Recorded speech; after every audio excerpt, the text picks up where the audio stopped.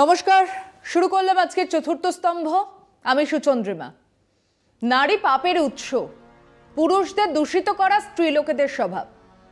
হ্যাঁ, এটাই আরএসএস বিজেপির দর্শন। খোলসা করে বলা যাক, কর্ণাটকে এক জনসভাতে ভাষণ দিচ্ছিলেন বিজেপি সাংসদ মোদি ঘনিষ্ঠ আনন্দ হেগড়ে। তিনি জনসভাতে দাঁড়িয়েই বললেন, আমাদের 2/3 সংখ্যাগরিষ্ঠতা চাই, কারণ ওই 2/3 সংখ্যাগরিষ্ঠতা থাকলেই আমরা সংবিধান পাল্টে ফেলতে পারবো। এমন নয় যে এটা কোনো নতুন কথা, এমনও নয় যে সংবিধান বদলে এক হিন্দু রাষ্ট্রের স্থাপনা যে আরএসএস বিজেপির আসল লক্ষ্য তা আমরা জানি না। যেটা নতুন সেটা হলো এই কথাগুলো প্রকাশ্যেই বলা, অর্থাৎ তাঁরা এখন মুখোশ খুলেই মাঠে নামছেন।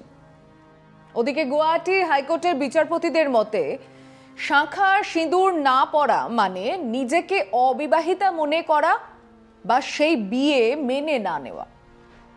ঝরঝরে পরিষ্কার কথা, একটি হিন্দু মেয়ে যদি সিঁথিতে সিঁদুর, হাতে নোয়া পলা শাঁখা না পরে, তাহলে তার স্বামী বিবাহ বিচ্ছেদ চাইতেই পারে এবং চাইলেই তা অনুমোদন করা হবে। আদালতের মাইবাপেরা এই কথা বলেছেন, কিন্তু ইন্ডিয়ান পেনাল কোডে, এমনকি হিন্দু ম্যারেজ অ্যাক্টেও বা আমাদের পবিত্র সংবিধানে কোথায় কথা বলা হয়েছে তা অবশ্য তেনারা বলেননি। একটি বিবাহ বিচ্ছেদের মামলাতে রায় দিতে গিয়ে তাঁরা তাদের অবজারভেশন জানিয়েছেন। কেন এটা গুরুত্বপূর্ণ, কেন এ নিয়ে আলোচনা করছি? কারণ এ ধরনের অবজারভেশন পরবর্তী যে কোনো মামলায় ব্যবহার করা হবে। মানে কলকাতা হাইকোর্টে দাঁড়িয়ে উকিল বলতেই পারেন যে হুজুর অত তারিখে গুয়াহাটি কোর্টের বিচারক বলেছেন শাঁখা সিঁদুর না পরা মানে নিজেকে অবিবাহিতা মনে করা বা সেই বিয়ে মেনে না নেওয়া। হুজুর, আমার ক্লায়েন্টের স্ত্রী যিনি এই আদালতে হাজির আছেন তিনিও সিঁদুর, শাঁখা, পলা, নোয়া কিচ্ছুটি পরেন না। তার মানে হুজুর উনি এই বিয়েকে অস্বীকার করেন, তাই আমার ক্লায়েন্টের এই বিবাহ বিচ্ছেদের আবেদন অনুমোদন করা হোক। অন্য আর 5টা যুক্তির মধ্যে এটাও এক অকাট্য যুক্তি হিসেবে বিচারকের সামনে রাখা হবে। ক্রমে এই যুক্তি ভারতের অন্য আদালতেও, এবং তারপরে এক সকালে এটি বিল হিসেবে পেশ করা হবে এবং ভোট মেজরিটি দিয়ে সেই বিল পাসও করা হবে। তারপর শাঁখা, পলা, নোয়া, সিঁদুর না পড়লে মব লিঞ্চিং। হ্যাঁ, এটাই ক্রোনোলজি। এসব রায় অবজারভেশন এমনি এমনি হচ্ছে না, এসব রায় হঠাৎ করেও হচ্ছে না। এর পিছনে যথেষ্ট পাকা মাথা কাজ করছে, এক দর্শন কাজ করছে যা আদতে এক হিন্দু রাষ্ট্রতে গিয়ে মেশে, যার জন্য ক্রমশ মেরুকরণ হতে থাকা সমাজে হিন্দু কট্টরবাদীরা সমাজ বা রাষ্ট্রের প্রতিটা প্রতিষ্ঠানকে তাদের অধীনে নিয়ে যাবার চেষ্টা চালিয়ে যাচ্ছে। এখন এই কাজ সোজা, কারণ যে দেশের প্রধানমন্ত্রী মনে করেন, বিশ্বাস করেন যে গণেশের মাথায় মানুষের ছিল, তা কেটে ফেলার পরে হাতির মাথা জোড়া দিয়ে শল্যবিদ্যা কেবল নয়, প্লাস্টিক সার্জারি ব্যবহার করা হয়েছিল। এবং এটা বলে তিনি প্রমাণ করতে চাইলেন যে প্লাস্টিক সার্জারি বহু আগে থেকেই আমাদের দেশে ছিল। কবে থেকে? গণেশের কাল থেকে। কোনটা গণেশের কাল কেউ জানে না, কারণ গল্প কথার কোনো বয়স হয় না। এবার দেশের প্রধানমন্ত্রীর যদি এই বিশ্বাস হয়, তাহলে দেশের বিচারপতিরা যে এই বিশ্বাসের পথেই হাঁটবেন তা বলা বাহুল্য। ত্রিপুরার মুখ্যমন্ত্রী মনে করেন মহাভারতের রচনাকালে ইন্টারনেট ছিল। প্রকাশ জাভড়েকর, মন্ত্রী, বড় নেতা, তিনি মনে করেন সমকামিতা এক ধরনের অসুখ। উত্তরপ্রদেশের মুখ্যমন্ত্রী মনে করেন হিন্দু মুসলমান কখনো একসঙ্গে থাকতে পারে না। রাজ্যের প্রজেক্টেড বিজেপির মুখ্যমন্ত্রী কাঁথির খোকাবাবুও মনে করেন হিন্দু মুসলমান একসঙ্গে থাকতে পারে না। ফিরছে একটা বিরতি নিয়ে, সঙ্গে থাকুন। দেশের শাসক দলের প্রায়োরিটি হলো বিশাল রামের স্ট্যাচু। সেই হেন দেশে একজন বিচারপতি এ ধরনের কথা তো বলতেই পারেন, কারণ এই মেরুকরণ হতে থাকা সমাজের তিনিও তো একজন। তাহলে কি দাঁড়াবে? আমাদের দেশ কি তাহলে সংবিধান নয়, মনুস্মৃতি, মনুসংহিতা দিয়ে চলবে? যারা আজ রাষ্ট্র ক্ষমতায় তারা কি আমাদের সংবিধান তাকে তুলে এক হিন্দু রাষ্ট্র তৈরি করতে চান, যেখানে চতুর্বর্ণ মেনে সমাজ চলবে, যে সমাজ শাসন করবে ব্রাহ্মণ রাজপুতরা, বৈশ্যরা ব্যবসা করবে আর শূদ্ররা এই 3 বর্ণের মানুষকে সেবা করবে? লক্ষ কোটি মানুষকে এই কথা পরিষ্কার করে বলা হোক হিন্দুরাই এ দেশ চালাবে, অন্য ধর্মের ঠাঁই নেই। বা তারা যদি থাকে তাহলে তাদের এই হিন্দু আচার বিচার জীবন প্রণালী মেনে চলতে হবে। বলুন পরিষ্কার করে, এদেশের হিন্দু শূদ্র অন্তজোড়া শুনুক, এদেশের অন্য ধর্মাবলম্বীরা জানুক। কিন্তু এখন তারা এই বিষয়ে কিচ্ছুটি না বলে কেবল এই লক্ষ্য অর্জন করার জন্য চুপচাপ কাজ করে যাচ্ছে। একের পর এক বিবৃতি আসছে। আমরা অনেকে হাসছি। দিলীপ ঘোষ বললেন গরুর কুঁজে সোনা রয়েছে। উনি নিজের মাথা থেকে কথা বলেননি, এই টেক্সটের রেফারেন্স ওনার কাছে আছে।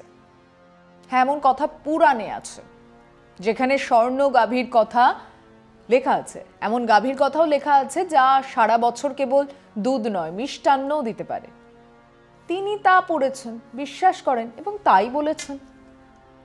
এবার এই সব বিশ্বাসের কথা যদি ব্যক্তিগত স্তরেই থাকতো তাহলেও কিছু বলার ছিল না, কিন্তু ক্রমশ তা রাষ্ট্রকে ধারণ করছে। সর্বনাশ হবে সেই দিন যেদিন রাষ্ট্র এই বিশ্বাসের ভিত্তিতে রাষ্ট্র পরিচালনা করবে। আজ অন্য বিষয় বাদ দিয়ে মনুসংহিতাতে নারী নিয়ে কি কি বলা হয়েছে আসুন সেটাই দেখা যায়। এবং এইসব বলার আগে বলে নিই যে এর মানে এমন নয় যে অন্য ধর্মগুলো ধোয়া তুলসী পাতা, না তা নয়।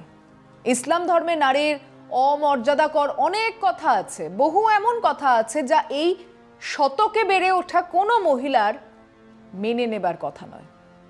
খ্রিস্টান ধর্মেও তাই, সেখানেও অবিশ্বাসী বলে জোয়ান অফ আর্ককে পুড়িয়ে মারা হয়। এই ধর্মের মাথাদের নির্দেশেই সক্রেটিসকে হেমলক পান করে মরতে হয়েছিল। কোপার্নিকাস বা অ্যারিস্টটলের মতো দার্শনিকদের জেলে পাঠানো হয়েছিল। কিন্তু আমার দেশ ভারতবর্ষে তো ইসলাম শাসন লাগু হচ্ছে না, বা পোপের শাসনও লাগু হচ্ছে না। একটা ধর্মনিরপেক্ষ গণতান্ত্রিক দেশকে প্রকাশ্যেই হিন্দু রাষ্ট্র বানানোর ঘোষণা করা হচ্ছে।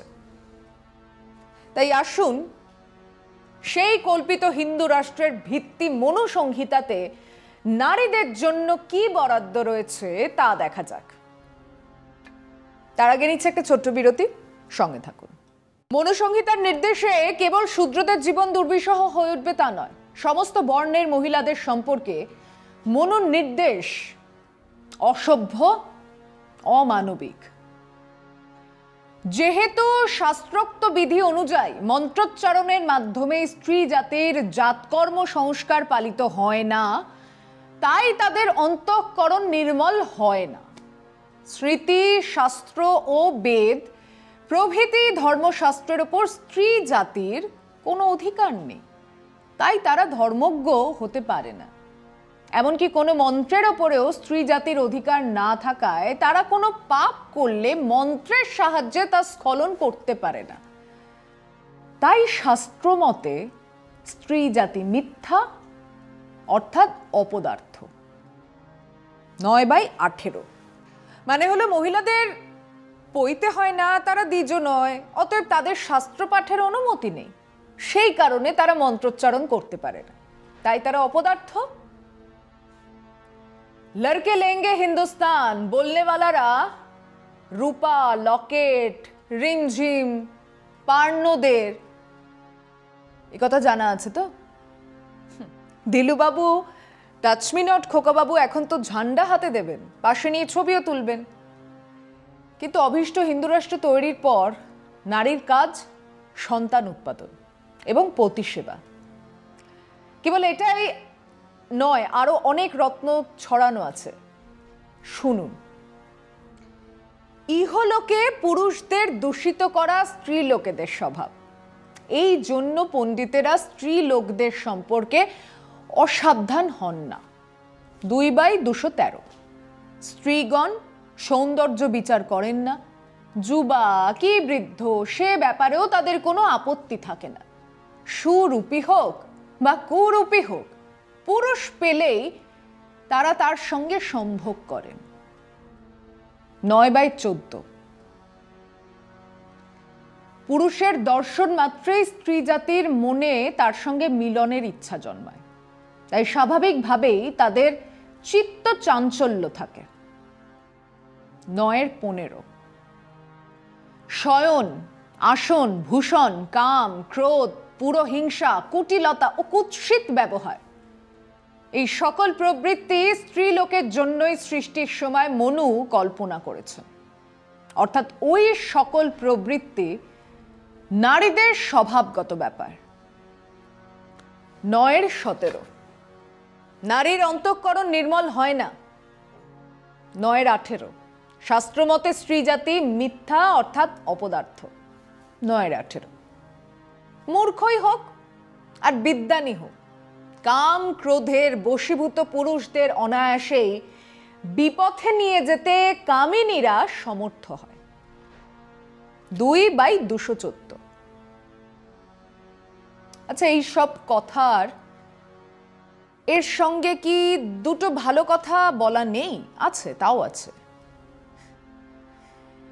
এও নয় ও নয়, কত গোছের কথাও আছে, কিন্তু এই কথাগুলোও বলা আছে। এবং হিন্দু রাষ্ট্র চালানোর জন্য মনুসংহিতাই একমাত্র বিধান। নন্যহ পন্থা বিদ্যায়তে, আর কোনো পথ নেই। নারীকে আপন ভাগ্য জয় করিবার কেন নাহি দিলে অধিকার? হে বিধাতা, কবির এসব কথা মুখে আনাও পাপ। কারণ মনুসংহিতাতে নারীকে কিভাবে বশ করা যায় তার ভুরি ভুরি নির্দেশ আছে। রূপা রিমঝিম পার্নলকেট দিদিমুড়িরা শুনছেন? বাল্যকালে স্ত্রীলোক পিতার বশে, যৌবনে স্বামীর বশে, এবং স্বামীর মৃত্যু হলে পুত্রের বশে থাকবেন। পুত্র না থাকলে স্বামীর স্বপিণ্ডের বশে থাকবেন। অর্থাৎ স্ত্রীলোক কখনোই স্বাধীনভাবে অবস্থান করবেন না। 5/148। শাস্ত্রমতে বিবাহের পূর্বে স্ত্রী জাতিকে কন্যা অবস্থায় পিতা রক্ষা করবেন, যৌবন অবস্থায় বিবাহিত স্ত্রীকে স্বামী রক্ষা করবেন, বৃদ্ধকালে পুত্র রক্ষা করবেন। এমনকি পতিপুত্রহীন নারীকেও নিকটস্থ পিতৃ প্রভৃতিরা রক্ষা করবেন। কোনো অবস্থাতেই স্ত্রী জাতি স্বাধীন থাকবেন না। 9/3। স্বামী প্রভৃতি আত্মীয় পরিজনেরা দিন রাত্রির মধ্যে কখনোই স্ত্রী জাতিকে স্বাধীনভাবে অবস্থান করতে দেবেন না, বরং সর্বদাই নিষিদ্ধ রূপ ও রসের ব্যাপারে তাদের অনাসক্ত করে তাদেরকে নিজের বশে রাখবেন। 9/2। কি বালিকা, কি যুবতী, কি বৃদ্ধা গৃহে থাকাকালীন কোনো কাজই স্বতন্ত্রভাবে করতে পারবেন না। 5/147। স্ত্রীলোক কখনোই পিতা, স্বামী বা পুত্রের থেকে বিচ্ছিন্ন থাকার চেষ্টা করবেন না, কারণ এদের থেকে পৃথক হলে পিতৃকুল ও পতিকুল উভয় কুলকেই তিনি কলঙ্কিত করবেন। 5/149।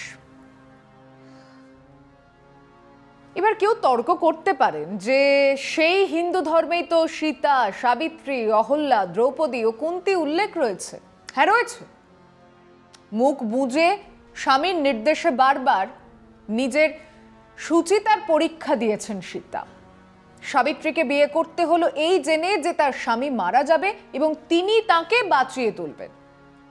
অহল্যা, যাকে ধর্ষণ করেছেন দেবরাজ ইন্দ্র, যার পুজো মানুষ এখনো করে। দ্রৌপদী, যিনি অর্জুনকে বিয়ে করতে চেয়ে তার 5 ভাইয়ের সঙ্গে জীবন কাটাতে বাধ্য হন। এবং কুন্তী, যিনি লোক লজ্জার ভয়ে তার সন্তানকে ভাসিয়ে দেন জলে। সেই পুরাণ তো ইতিহাস নয়, কিন্তু এর থেকে যে সময় রচনা, সেই সময় সমাজে মহিলাদের অবস্থা সম্পর্কে পরিষ্কার ধারণা করা যায়। নারীদের মারধর করার ব্যাপারে কিন্তু মনুমশাই বড্ড সদয়। পত্নীর সঙ্গে কখনোই তিনি স্নাতক ব্রাহ্মণ এক পাত্রে ভোজন করবেন না। 4/43 স্ত্রী, পুত্র, দাস, শিষ্য এবং সহোদর কনিষ্ঠ ভাই অপরাধ করলে সূক্ষ্ম রজ্জু দিয়ে অথবা বেনুদল বা বাঁশের বাখারি দিয়ে শাসনের জন্য তাদের আঘাত করবে। কিন্তু মনে রাখতে হবে, রজ্জু বা বাখারি দিয়ে শরীরের পৃষ্ঠদেশে একমাত্র আঘাত করতে হবে, কখনোই উত্তমাঙ্গে বা মস্তকে আঘাত করা যাবে না। পরিষ্কার বলে দিয়েছেন, কঞ্চি, বাখারি দিয়ে বা পাতলা দড়ি দিয়ে পিঠে মারা যাবে, মাথায় না মারলেই হলো। এরপর বাড়িতে মাতাল স্বামীর কাছে বেধড়ক মার খাওয়া স্ত্রী যদি আদালত যান, আমি অবাক হব না। মহামান্য আদালত যদি বলেন যে স্বামী পুরুষটি বাখারি বা কঞ্চি দিয়ে মেরেছে তো, এবং যদি পিঠেই মেরে থাকে, তাহলে কোই বাত নেই, মনুসংহিতাতে তো তাই বলা আছে। তাহলে চলুক, রাষ্ট্র এভাবেই পিছনের দিকে চলতে থাকুক। আজ এ পর্যন্তই। শুভরাত্রি।